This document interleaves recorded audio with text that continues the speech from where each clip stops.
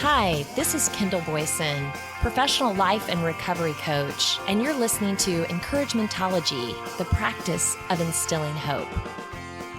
Hi there. Thanks for joining me. On this show, we are tackling midlife challenges as we navigate through frustration to find fulfillment and gratitude. Whether you're in a season of discontent, full-out frustration, or downright crisis, there is something in here for you. Crisis sounds so fatal, but let's start with a definition so we're all on the same page. Crisis is a time of intense difficulty, trouble, or danger. Nothing is broken here, but rather a chance to get to know yourself better as you learn what's working and what's not. If life's plan is to evolve yourself as a human being on a journey of self-discovery, then a snag or two along the way seems more than reasonable. Our brain, the power engine in partnership with our heart, can sometimes get out of alignment. With self-awareness and a commitment to weather the storm, you can adopt new ideas and strategies to help you over the hump or humps. So, with that in mind, on Forbes.com, Shelby Simon opens up with information on midlife crisis, signs, causes, and treatments. A midlife crisis is defined as a period of emotional turmoil in middle age, around 40 to 60 years old, characterized by a strong desire for change. While navigating change is an inevitable part of the human experience, middle age can bring unique life transitions unlike earlier and later phases in life, including an increasing awareness of mortality. Criteria for midlife crises are not well defined and may differ from person to person, but they're often marked by strong feelings, unhealthy coping skills, and behavior changes according to experts. Understanding what a midlife crisis is, how to identify the signs and symptoms, and what treatments are available is important for recovery, thus allowing the midlife years to be a time of healthy living, growth, joy, and satisfaction. A midlife crisis is a period or phase of life transition when a person begins to question the things that they've accomplished or achieved and whether those same things still provide a sense of fulfillment and meaning. This says Dr. Michael G. Wetter, a clinical psychologist practicing in Los Angeles. If not, a person may begin to question what can bring meaning and fulfillment to the later part of their life. This questioning may lead to an abrupt change in occupation, commitment to relationships, or hobby exploration. But it may also include more impulsive behaviors and actions like risky spending habits and health concerns. The changing perspective and attention to mortality that occurs during a midlife crisis doesn't always manifest in negative symptoms and may instead lead to more concentrated efforts and devotion to family or a stronger sense to focus less on work and more on living.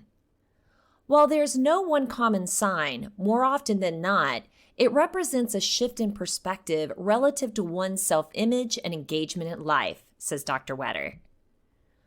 A midlife crisis may affect an individual in middle adulthood, approximately 35 to 65. This is according to the American Psychological Association. Research indicates that midlife crises may arise as a result of lifestyle changes, like having children, receiving a promotion at work or retirement, changes in productivity, and coming to terms with one's own mortality and age. For individuals who have children, a midlife crisis may be spurred by children leaving their shared family home as they age, a phenomenon known as the empty nest syndrome, in which individuals often reassess their priorities or the dynamics of their relationships. A midlife crisis can be triggered by any number of major factors, including divorce, the death of a loved one, boredom, or a significant life event. This comes from Crystal Jackson, a licensed therapist and the CEO of Simply Being Wellness Counseling in Farmington, Connecticut. She helps middle-aged clients navigate life transitions. The shift occurs when a person's identity and their purpose in life are in direct conflict, usually due to aging. Midlife can be a time of many changes. You might see an increase or decrease in responsibilities, like your children becoming more independent or having to care for an aging parent. You may also realize your career path is less than satisfactory and regret missing out on pursuing work you consider more meaningful. You may start to realize your physical abilities have declined with age, your relationships are not what fulfill you, or that you missed a major goal you wanted to achieve along the way. The way one person responds to a midlife crisis differs from the next. This is according to both Jackson and Dr. Wetter. Some people may experience minimal outward signs, but having feelings they don't know what to do with, while others may develop coping strategies that can be damaging to their health, finances, or relationships. Here are some common signs and symptoms of a midlife crisis. Anxiety, abrupt career or lifestyle changes like quitting a job or moving homes. Behavioral changes like being antisocial, impulsive, or irrational. Chronic reminiscence and reflection about the past, focusing on youthful memories, former lovers, past adventures, or having fewer responsibilities during a previous life stage. Depression or major mood changes. Dishonor to romantic relationships like avoidance, cheating, marital infidelity. Dramatic changes in appearance, behavior, or self-care. Excessive indecisiveness. Feelings of anger, boredom, emptiness, irritability, loss of purpose, nostalgia, resentment, sadness, or being unfulfilled. Financial irrationality and excessive spending. Hypochondria and exaggerated health concerns. Making major future plans like traveling or investments that may not have previously been possible or reasonable due to family, work, or financial constraints. Religious or spiritual transitions like deeply diving into a religion, conversion, or starting a new practice. Ruminating over past mistakes and failures. Sleep pattern disruption, weight gain or loss, withdrawal from normal activities.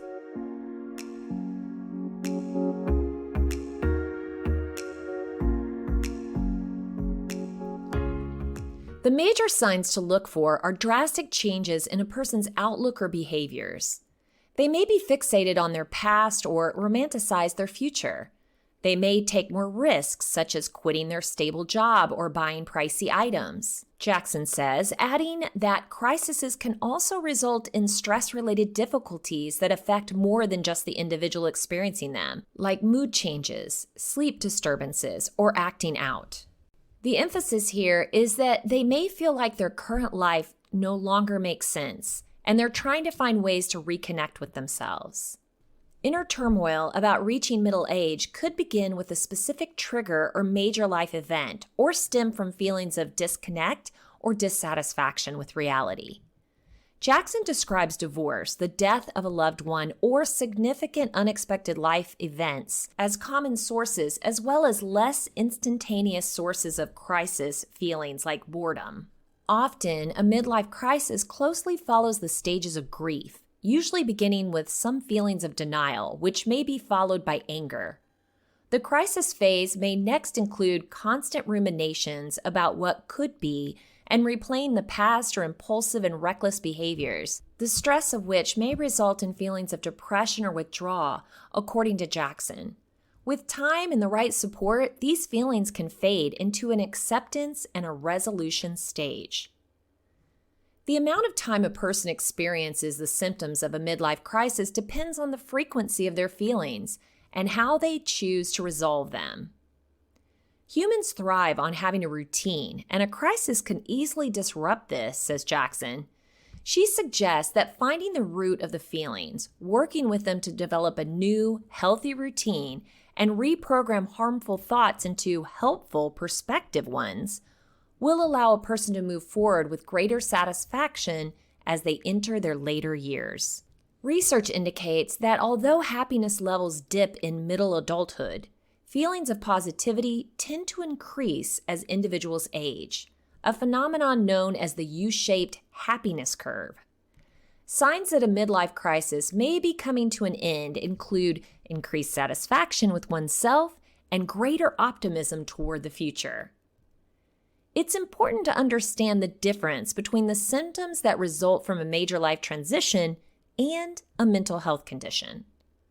Clinical depression is defined as a mental health disorder and mood-related condition, whereas a midlife crisis is not.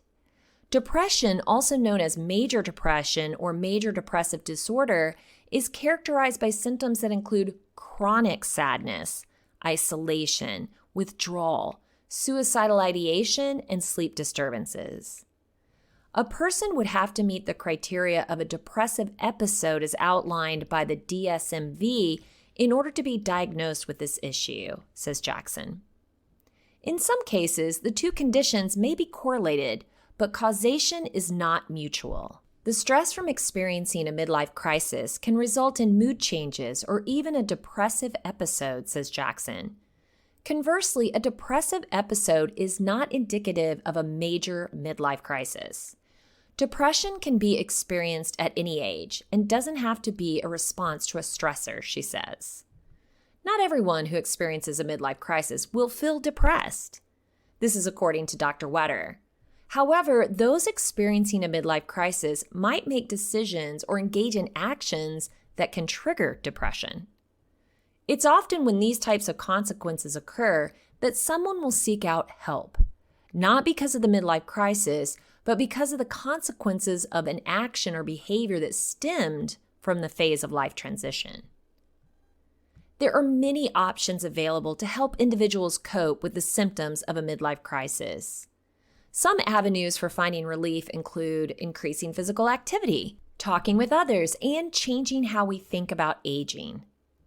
Get more exercise. Increasing your level of physical activity may bring a natural boost to your mood, while also making you feel more in control of your health. Share your feelings with others. Feelings of shame and isolation are common symptoms of a midlife crisis and may make it difficult to reach out to others for support. However, speaking with a friend or a mental health care provider may help to alleviate symptoms and provide relief. Change your thinking. It may offer comfort to know that a downturn in happiness during middle age is a relatively common experience. Rather than ruminating on the past or dreading the future, aim to shift your view of getting older as rife with possibilities, like more time to commit to hobbies or traveling. Since a midlife crisis is not classified as a medical condition, there is no singular care or course of treatment. However, there are many options for those seeking help.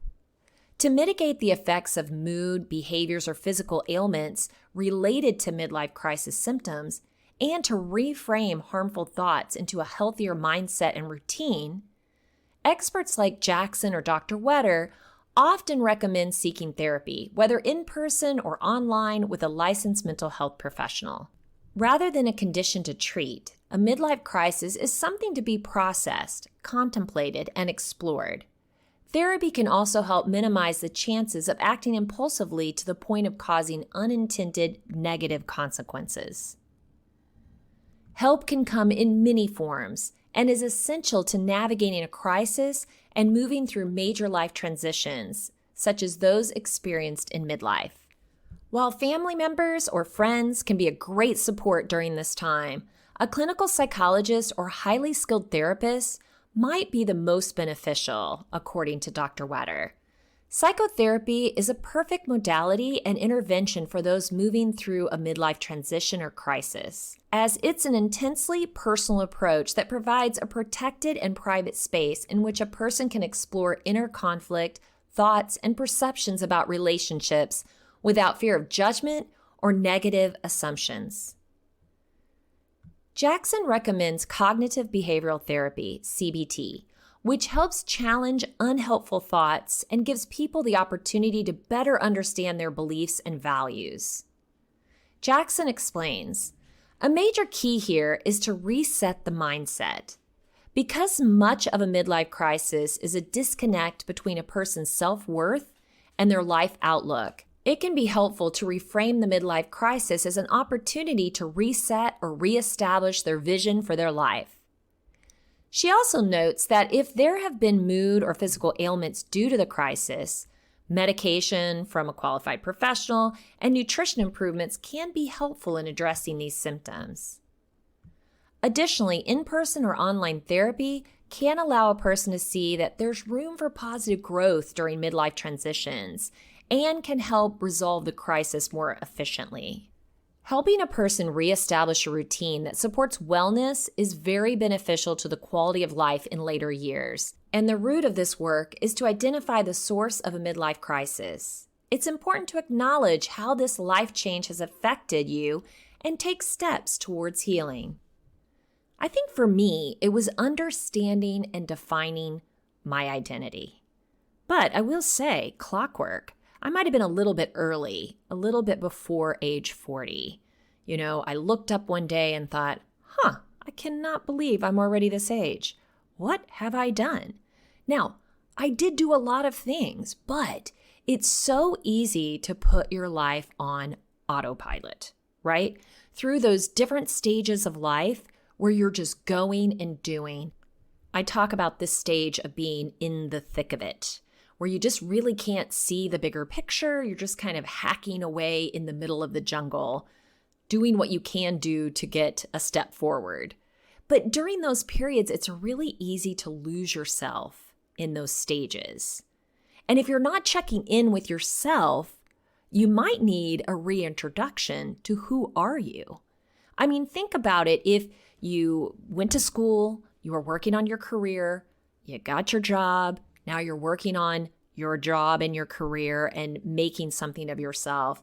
You might get married, there's that whole stage. Then you're having children, now you're focusing on raising another or multiple human beings. It's really easy to lose touch of who you are as an individual. Who are you? And what do you want to do? When's the last time you asked yourself that? I think it's easy, especially as a people pleaser or a nurturer. I've had people say, well, what do you think about that? And I really do have to take a moment and think to myself, I'm not sure. What do I think about that? And that's just a red flag of not checking in with yourself to understand who you are as you're evolving. Communication is key. Now, it's not only key in partnership to be open and honest with other people and to communicate and get your true feelings out, not to mask things, but there's also communication is key when you're talking to yourself, being honest with yourself, avoiding that people-pleasing mask of who do I need to be today in order to be accepted and supported and validated? Who am I? When is the last time you were truly honest with yourself about what you want and what you don't want? Think about that.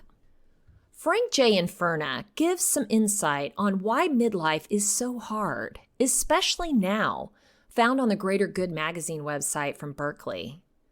The way my mom imagined it, midlife was going to be great, counting down the days until retirement, spending winters in Florida, and checking off destinations on her bucket list. But it hasn't turned out that way. Instead of more time in Florida, she's still stuck in snowy upstate New York. She traded romps in the sea and traveling the world for her daily visits to her mom, who's in a nursing home. Instead of the joys of living the snowbird life, she's saddled with stress, guilt, and the challenges of caring for my grandmother, who is 89 and dealing with dementia. This is not how I imagined my life at midlife, said Mom, who's 61. And she isn't alone. In a study my colleagues and I conducted on middle-aged adults, we followed 360 people on a monthly basis for 2 years, tracking their life events, health, well-being, and character. We found that midlife, generally encompassed the ages of 40 to 65, has become a time of crisis. But it's not the kind of crisis that exists in the popular imagination, when parents with their kids out of the house felt compelled to make up for lost time and relive their glory days. There's little time for jetting around the world and splurging on a red sports car. Forget that. Instead, the midlife crisis experienced by most people is subtler, more nuanced, and rarely discussed among family and friends. It can be best described as the big squeeze, a period during which middle-aged adults are increasingly confronted with the impossible choice of deciding how to split their time and money between themselves, their parents, and their kids. Many middle-aged adults increasingly feel obligated to take care of both their aging parents and their kids. Insufficient family leave policies force middle-aged adults to decide between maximizing their earning potential or caring for an aging parent. Of those who are working full-time while caregiving more than 21 hours a week for an aging parent, 25% took reduced work hours or accepted a less demanding position. Studies have shown that juggling a job while caring for a parent strains relationships and takes a toll on mental and physical health.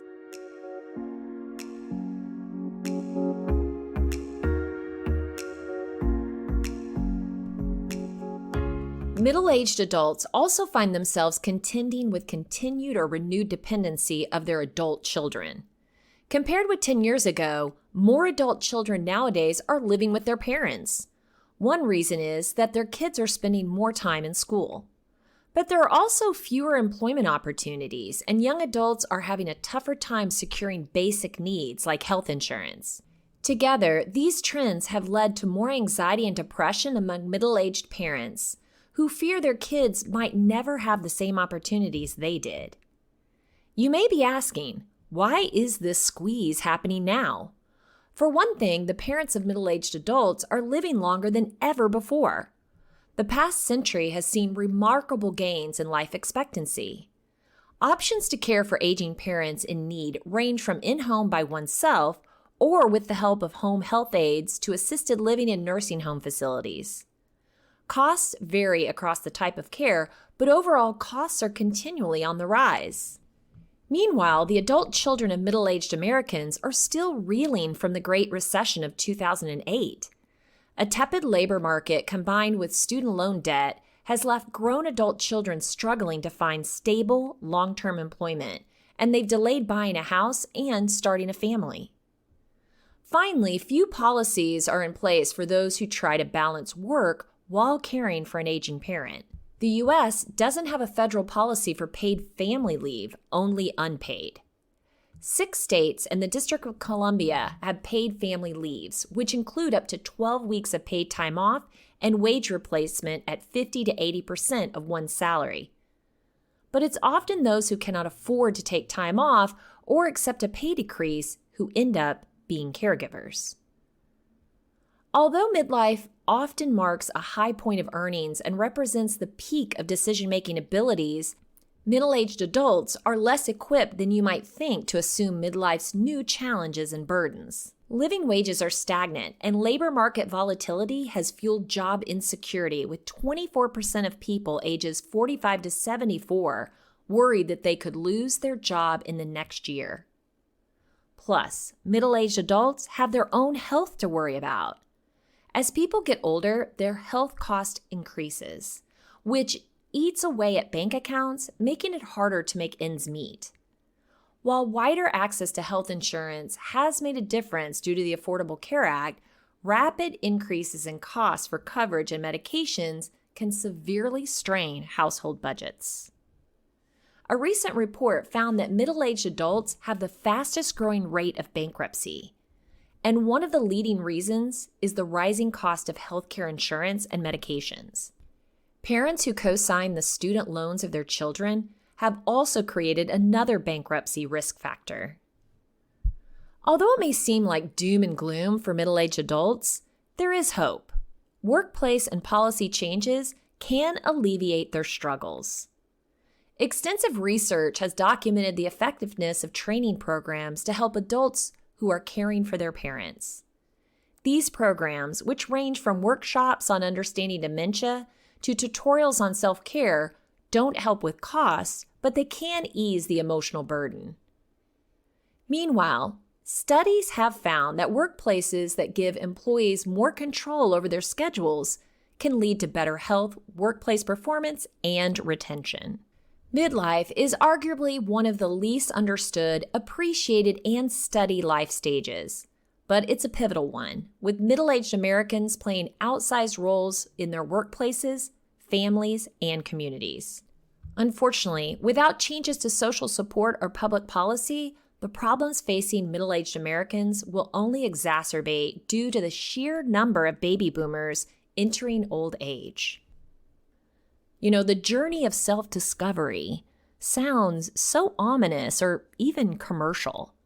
We might have heard it to the point of you don't even listen anymore. Self-discovery. What does that mean? What am I supposed to do with that? But I've already asked you if you've ever asked yourself, who am I? And what do I care about? And that's a great start to really understand how you tick. If you didn't have anyone to please, think about that. If you weren't worried what anyone else thought, what would your answer be? What do you care about? What's important to you? We all talk about personal brand. What is your personal brand? How do you want to be represented? What do you want people to think about you? For any brand, any commercial brand, you can write a review. Maybe a mission statement, a vision statement, what that brand stands for. What if you wrote one for yourself, but from the perspective of a family member or a friend? What would they say about you? This is a great exercise. Write that down. What would that look like? What would their commercial be about your brand? Then, once you've done that, and be honest with what you think their perception is of you, then write your own. What would yours sound like? Compare those two. How do they differ? What are you missing about your own personal brand? What's eye-opening to you? What are you proud of in your life? How can we focus on that? And what do you need to address and let go of? Think about that. I want you to try that exercise. Crystal Rapol questions midlife crisis or midlife myth. What do you know about going over the hill? This is found at healthline.com. As you age, you might begin looking back on earlier decades of your life, perhaps fondly, perhaps with relief, but maybe with some wistfulness or regret. The approach of middle age inspires dread for many, so you're not alone in your unease. Sometimes you might feel uncertain your best years are behind you, leaving you with nothing to look forward to but long, uneventful days, a purposeless existence, and the slow decline of your body and mind. Whoa. As you face these existential concerns and come to terms with the realization that your life has taken a different shape than you envisioned, you might begin to wonder if you're on the brink of a dreaded midlife crisis. A period of soul searching is relatively common, but only about 10 to 20% of people actually face some kind of crisis in middle age. So those are great odds. Experts mostly consider the midlife crisis a cultural phenomenon, a Western myth fueled by tired media troops. The various changes that come with this new stage in life do often bring up some complex emotions. These feelings might not necessarily spark a crisis, but they're absolutely worth exploring. The notion of the midlife crisis comes from Elliot Jacques, a psychoanalyst who came up with the term in 1965 after noticing significant changes in one of his middle-aged clients. His article on the topic, published when Jacques himself was in his late 40s, also touched on his awareness of his own limitations and mortality. According to Jacques, this crisis prompts feelings of depression, anguish, and loss related to the approaching end of life. He also noted that it often involves a loss of creativity and confidence. Many experts consider the midlife crisis more of a myth than anything else. As a result, you're unlikely to find any evidence-based lists of key signs or clearly defined stages. Much of what people generally believe about midlife crisis tend to come from media portrayals, not scientific evidence. In reality, the factors triggering age-related distress and emotional tension can vary quite a bit, based on your unique situation and circumstances. If you experience age-related distress, it may fall into 3 loose stages. The trigger. Some stressor or moment of tension leads to concerns over aging, a loss of life purpose, or a fear of death. Common triggers include job loss, health concerns, or parents' death or illness, children moving out, or even day-to-day overwhelm. The second is the crisis period. This stage typically involves some examination of your doubts, relationships, values, and a sense of self. If you don't like what you discover, you might feel lost and uncertain and try to reshape your life by exploring new passions, identities, and sexual or romantic connections. The third is resolution. The crisis, so to speak, generally ends when you feel more comfortable with yourself and begin to accept, perhaps even welcome, what life has in store. Experts don't yet understand why this dip happens, but some believe it could represent an evolutionary stage. In any case, it may help explain some of the distress you experience in midlife and offer some reassurance that these feelings aren't permanent. Remember, your life is expanding, not shrinking. Simply acknowledging the onward march of time can empower you to take charge of what you can control. Yes, you're growing older, but your life is far from over, and your choices don't need to align with society's idea of middle age. Many people end a point of crisis not by resigning themselves to limitations, but by realizing the wealth of possibilities open to them. Maybe you feel renewed by embracing new interests and creative outlets, or maybe you realize you'd like to change your diet, dress a different way, go back to school, or date casually. These opportunities and others all lie within your grasp. Doing things that make you happy can help you regain a sense of self-confidence, purpose, and joy. You only have one life after all, and it's never too late to start living it for yourself. Okay, how sick are you of the word midlife and crisis? Okay, put your hands down. How about how informed do you feel about midlife and crisis? Right? Shake your head. Very good, very good. What about what can you do to weather the storm? Or have you heard this too shall pass? You know, we all go through stages in life, and sometimes we're quick and reactionary, and we make changes without really all of the information or a chance to really weather the storm. It's difficult because sometimes having some sort of crisis has been there. It's been on the back burner, but you haven't recognized it because you've been focused on other things. So when you finally catch wind of it or get a glance at it, it seems to be so much bigger than you expected it to be. And sometimes that can force you to make a radical change, maybe before you've had a chance to sit with it. So, ready for some more questions, of course? It's great to question yourself and come up with your answers, not only the answers you have now, but thinking and contemplating on answers as you evolve. Where are you today? And where can you see yourself in 5 years? Because the only way to get out of the thick of it, remember the thick of it where you're hacking away at what's standing right in front of you, the only way you can get that aerial view to start being more of a visionary of your life is to be able to see yourself not in the present moment, but in a future moment. So not just you also, but consider those around you. Consider what your life and your relationships will look like in 5 years. How do you want those to change? If it's a relationship that you're currently in, how do you want that to change and evolve over the next 5 years? Can you get ahead of it instead of reacting to where it is right now?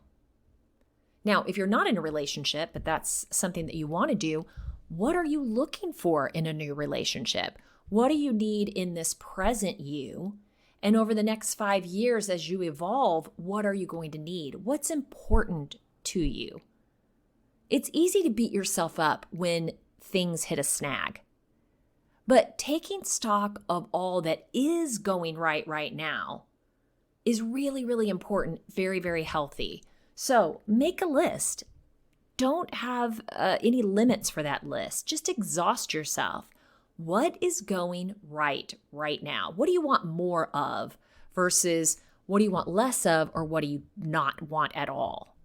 On roadtotheunknown.com, I found a valuable practice, the 4 A's of gratitude, a comprehensive guide. This might be really helpful in your list making. Gratitude is a powerful tool that can transform our lives. Understanding the 4 A's of gratitude can take us on a journey towards greater happiness, fulfillment, and well-being. So let's dive in and discover the power of the 4 A's of gratitude. Number 1, awareness. Awareness is being conscious of what is happening inside and around us. It means paying attention to us, to our thoughts, emotions, sensations, and the environment we're in. When we're aware, we can make better decisions, respond to situations better, and have a deeper understanding of ourselves and others. Number 2, appreciation. Appreciation refers to the act of recognizing the value and importance of something or someone in our lives. It involves expressing gratitude and thankfulness for the positive impact they've had on us. Appreciation can take many forms, like saying thank you, giving compliments, or performing acts of kindness. Take the time to appreciate the good things in your life. It will help you to focus on what matters and find joy in the present moment. Number 3, affection. Affection is the feeling of liking or caring for someone or something. It is an emotion that is often associated with warmth, fondness, and tenderness. Affection is expressed in many ways, through physical touch, kind words, or thoughtful gestures. It can be toward friends, family members, pets, or inanimate objects of sentimental value. Number 4, action. Action in gratitude means expressing or demonstrating gratitude through our behaviors and actions. It involves doing things that show appreciation and gratitude towards others, such as saying thank you, writing a note of appreciation, and performing acts of kindness, or being present and attentive in our reactions and interactions. Taking action in gratitude can also involve reflecting on what we're grateful for and expressing it through our actions. This can help us cultivate a more positive mindset and also strengthen our relationships with others. By taking action to express gratitude, we can develop a habit of appreciating the good in our lives and spread positivity to those around us. Cultivating awareness, appreciation, affection, and action in our daily lives can help us develop a positive mindset and a more optimistic outlook on life.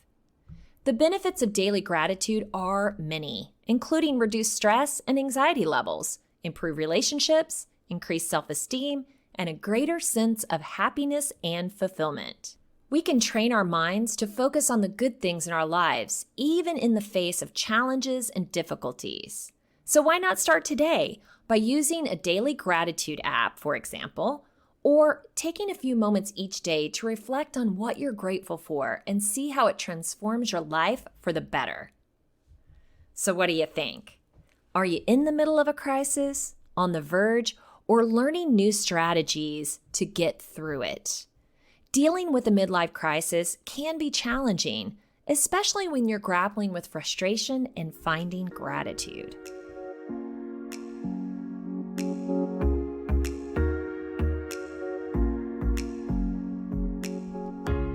If you want to share encouragementology with a friend who needs to know they're not alone in this journey of self-discovery, you can visit encouragementology.com or anywhere you stream your content to receive this episode and all others. Follow us on Facebook and Instagram for additional encouragement throughout the week. So I challenge you. Remember that everyone's journey through a midlife crisis is unique, and there's no one-size-fits-all solution. Understand that change is a natural part of life, and growth often comes from challenges. Embrace this opportunity for personal development. I know you can do it. Thank you for listening to Encouragementology with Kendall Boyson, where we find positive ways to handle some of life's challenges. I stumbled through until the path was